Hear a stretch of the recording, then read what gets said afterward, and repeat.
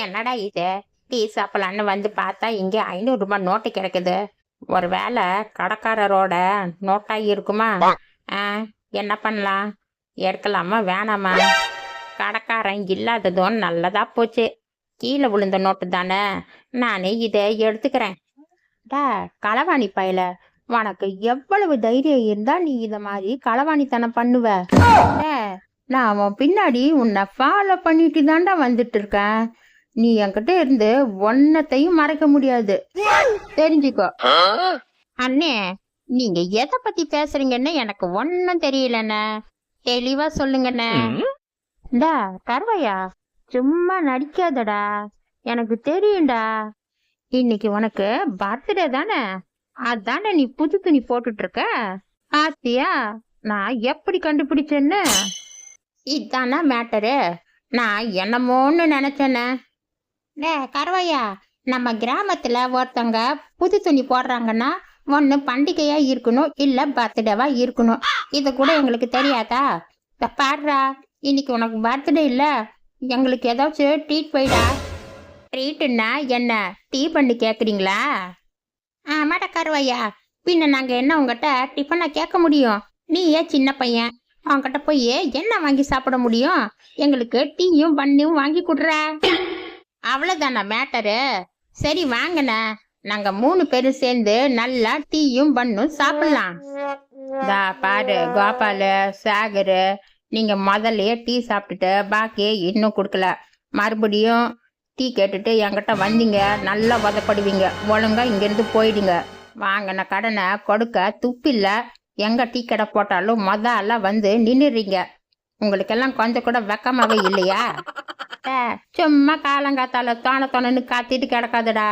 நீ ஒண்ணு எங்களுக்கு டீ ஓசியில கொடுக்க வேணாம், எங்களுக்கு கருவாயம் வாங்கி கொடுப்பான், டீயும் பண்ணும்.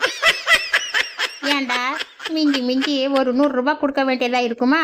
அதுக்கே இந்த கத்துற? என்னமோ 1000 கணக்கில் உன்கிட்ட கடன் வச்ச மாதிரி. டா 100 ரூபாய் கடனை திருப்பி கொடுக்க வக்கில்ல. நீங்க எல்லாம் பேச வந்துட்டீங்களா? பேசாட்டி இங்கிருந்து போயிடுங்க, இல்லைன்னா சுடு தண்ணி எடுத்து மூஞ்சில போட்டுருவேன். சரிண்ணே, டென்ஷன் ஆகாத. 3 பேருக்கும் சேர்த்து டீயும் பண்ணு கொடுண்ண, நான் காசு கொடுத்துட்றேன். நீ ஒன்றும் கவலைப்படாத. டா பாடுறா கருவாயா, உனக்காக இந்த மலைமாட்டு பசங்களுக்கு நான் டீயும் பண்ணு கொடுக்குறேன். என்ன மறுபடியும் உங்க காசு கொடுக்காம என் கடையில வந்தாங்க, நல்லா சுடு தண்ணியே மேல ஊத்திடுவேன், இப்பவே சொல்லிவிட்டேன். சரிண்ணா, கோவிச்சிக்காத. நல்லா ஸ்ட்ராங்கா டீ போட்டு பண்ணும் வச்சு கொடுண்ண. காலங்காத்தல உன் கடையில டீயும் பண்ணும் வாங்கி சாப்பிட்டா அந்த நாளே சும்மா சூப்பரா இருக்குண்ண. ஏண்டா சேகரு, ஒருத்தன் ஓசியில டீ வாங்கி கொடுக்குறான்னு சொல்லிட்டு ஆளாளுக்கு 5 டீ 5 பண்ணாடா சாப்பிடுவீங்க. இதெல்லாம் உங்களுக்கு ஓவரா இல்ல? டா முத்து, இன்னைக்கு பரவாயில்லைக்கு பர்த்டே வாட்டா, அதான் நாங்க எல்லாம் அவங்கிட்ட ட்ரீட் கேட்டு வாங்கணும். உனக்கு வாங்கினா நீயும் ட்ரீட் கேட்டு வாங்கிக்கோடா. ஆமாண்டா முத்து, கருவாய மறுபடியும் அடுத்த வருஷம் தான் ட்ரீட் கொடுப்பான். உனக்கு வேணும்னா நீயும் கேட்டு வாங்கிக்கோடா. டா கருவையா, பாத்தியா இந்த அண்ணனை நீ வஞ்சனை பண்ணிட்ட.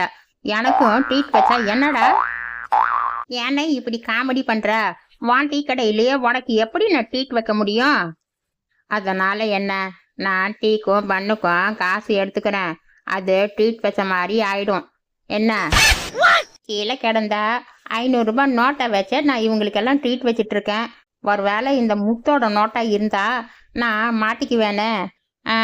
என்ன பண்றது இப்போ? டா முத்து, பாத்தியாடா, எங்களுக்கெல்லாம் பையன் கேட்ட உடனே ட்ரீட் வச்சிட்டான். ஆனா நீ கேட்டா அவன் யோசனை பண்றான். அப்படியெல்லாம் ஒன்னும் இல்ல அண்ணே, என்கிட்ட 500 ரூபாய் நோட்டு தான் இருக்கு. உன்கிட்ட சில்லறை இருக்கா? காலங்காத்தால இந்த 2 மூதேவிங்க மூஞ்சிய பார்த்த உடனே நான் அந்த பக்கம் ஓடிட்டேன். அப்புறம் நீ தான் வந்த, அதுக்கப்புறமா தான் நான் வந்தேன். என்கிட்ட எல்லாம் சில்லற ஒன்றும் இல்லை, நீ சில்லற மாத்திட்டு கொண்டு வந்து கொடு. டா கருவையா, நீ அந்த 500 ரூபாய் நோட்டை என்கிட்ட கொடுறா, நான் போய் நிமிஷத்துல சில்லற மாத்திட்டு கொண்டு வந்து கொடுக்குறேன்.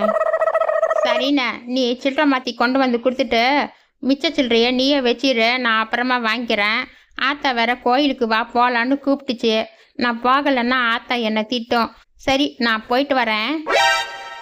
சேகரு, ஒழுங்கா சில்லறைய மாத்திட்டு காசு கொண்டு வந்து கொடுத்துரு, இல்ல உன்னை கண்ட இடத்துலயே உதப்பேன், ஞாபகம் வச்சுக்கோடா.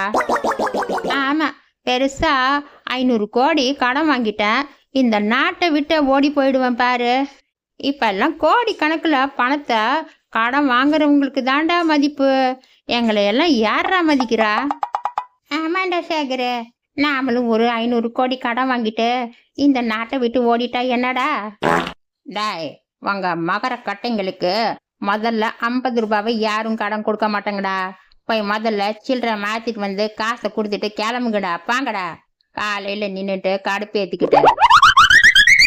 சங்கரு, என்னடா பிரியாணி கடை போட்டிருக்க போல, சும்மா வாசம் மூக்க தொலைக்குதுடா. சரிடா, எனக்கு ஒரு 500 ரூபாய் சில்லறை இருந்தா கூடுறா.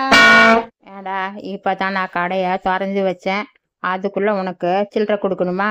காலையில வந்து என்னடா லந்து பண்ணிட்டு இருக்கியா? கஸ்டமர் யாராவது நல்லவங்க வந்தா வியாபாரம் நல்லா நடக்கும். நீ வந்திருக்கியா, இன்னைக்கு வியாபாரம் உருப்பட்ட மாதிரி தான்டா. சங்கரு, வாய்க்கு வந்ததெல்லாம் பேசாதடா. எங்களுக்கு 2 பிளேட்டு சுட சுட பிரியாணி போட்டு கொடுறா. நாங்க சாப்பிட்டுட்டு காசு கொடுத்துட்டு அதுக்கப்புறமா சில்லறை வாங்கிட்டு போறோம்டா. காலங்காத்தால எனக்கு நீங்க கஸ்டமரா வந்திருக்கீங்க, எல்லாம் என் தலையெழுத்து. போட்டு கொடுக்குறேன், அப்படி உக்காந்து சாப்பிட்டு தொலைங்க.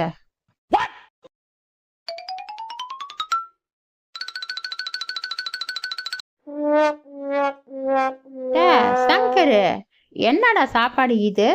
சாப்பாட்டை எல்லாம் கொஞ்சம் மசாலா தூக்கலா போட்டு கொஞ்சம் காரம் உப்பு நிறைய போட்டு பண்ணா சும்மா காலங்காத்தால சாப்பிட்றதுக்கு கலக்கலா இருக்குண்டா. இதுல மசாலாவே ரொம்ப கம்மிடா. இத மாதிரி பிரியாணி பண்ணி வித்தேன்னு வையி, சீக்கிரமா கடையை காலி பண்ணிட்டு பார்க்க வேண்டியதுதான்.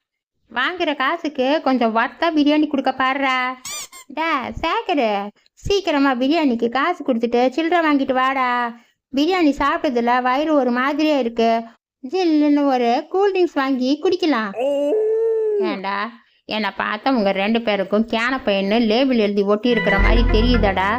ஏண்டா, இந்த 500 ரூபாய் கள்ள நோட்டை கொண்டு வந்து கொடுத்துட்டு காலங்காத்தால என் பிரியாணி சாப்பிட்டதும் இல்லாம என் பிரியாணிய குறை வேற சொல்றீங்க. உங்களை என்ன பண்ணணும்னு யோசனை பண்ணிட்டு இருக்கேன்டா. அப்படியே நில்லுங்க, ஓடாதீங்க.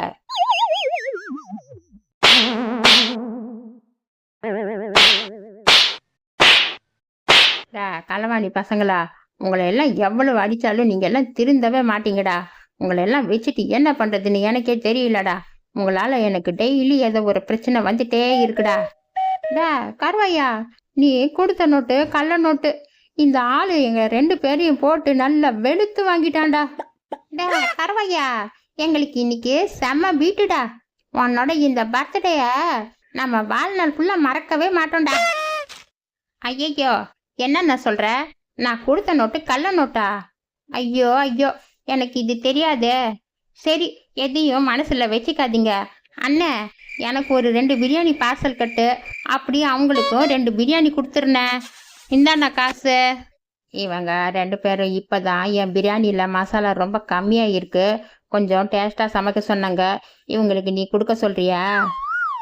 இத பாரு, நீ கொடுத்த உதைக்கு என் உடம்ப சரி கட்டணும்னா ஒரு பிரியாணி கண்டிப்பா சாப்பிட்டே ஆகணும். 2 பீஸு சேர்த்து போட்டு கட்டுக்குடு, அப்பதான் உடம்பு தேரும். ஆமா ஆமா. கோபாலு, என்னடா இந்த முத்து பையன் நம்மள இப்படி லுக்கு விட்டுட்டு இருக்கான்? இவன் பாக்குற பார்வையே சரியில்லையே. இவனை பார்த்தா இவன் நம்மள மொத்தறதுக்கு ரெடி ஆயிட்டு இருக்கிற மாதிரி தெரியுது. கோபாலு, வாடா, சீக்கிரமா ஓடிடலாம். மறுபடியும் அடி வாங்குறதுக்கு உடம்புல தெம்பே இல்லடா. பாவி பசங்க, ஏற்கனவே 100 ரூபாய் கடன், அதையே என்னால இவங்க கிட்ட வசூல் பண்ண முடியல. இப்போ 300 ரூபாய் வேற சேர்த்து கடனை வச்சுட்டு போயிருக்காங்க. இவங்க கிட்ட கடனை வசூல் பண்றதுக்குள்ள நான் கிளவனே ஆயிடுவேன் போல இருக்கே.